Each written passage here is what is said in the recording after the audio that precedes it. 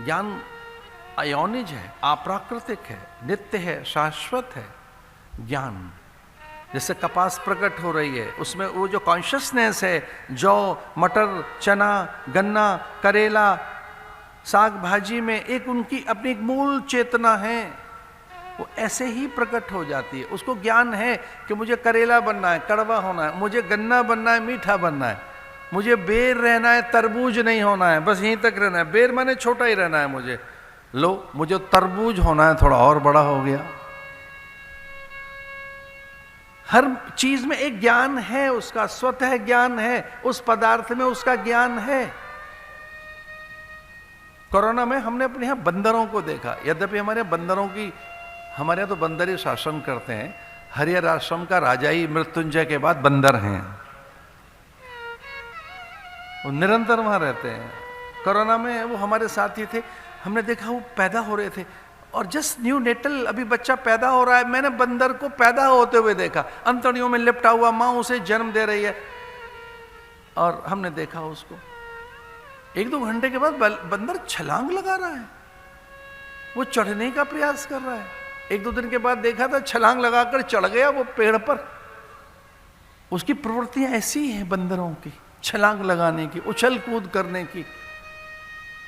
गाय का बच्चा पैदा होते ही मां कहता है, घोड़ा हिनहिनाता है, हाथी चिंघाड़ता है, शेर दहाड़ता है।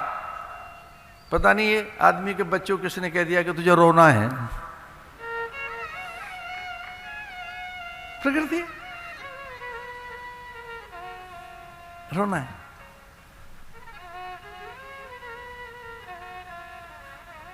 क्योंकि वो आया था सुख के लिए, आनंद के लिए। उसने यहाँ काल को स्पर्शित, काल ने स्पर्श किया, यहाँ ये मिथ्या ने, माया ने तो रो पड़ा कि ये क्या हुआ। मैं जिस प्रकाश को देख रहा था वो कहाँ गया। तो जिस प्रकाश के आश्रय में था, अंगुष्ठ प्रमाण प्रकाश के आश्रय में बालक जब प्रकाश नहीं दिख रहा है और अपने से सांस ले रहा है, पहले तो माँ सांस ले रही थी तो सांस उसमें चल रही थी, हार्ट बीट उसकी चल रही थी। अब अपने से सांस लेनी पड़ी तो रोने लगा कि ये क्या हुआ, मुझे इतना श्रम करना पड़ेगा, इतना संघर्ष, अपने से सांस लेनी होगी। तो जब पहली बार सांस रुकती है और सांस लेने का वो प्रयास करता है, गर्भ से निकलने के बाद तो रो पड़ता है कि मुझे सांस लेनी होगी, अब मुझे देखना होगा, मुझे चलना होगा, संघर्ष करना होगा, युद्ध करना होगा, जयी बनना होगा, अपने से ही सब करना होगा। रो पड़ता है। वो प्रकाश कहाँ गया। कॉन्शियसनेस में वो ज्ञान है तो वो प्रकट हो चिंगारी से। गुरु मंत्र देता है, स्फोट होता है, मंत्र से स्फोट होगा, घर्षण होगा मंत्र से। और जब मंत्र से घर्षण होगा तो आप उस ज्ञान को उज्जीवित, वो ज्ञान उज्जीवित होगा और आपको समझ आ जाएगी, अपने स्वरूप का बोध हो जाएगा।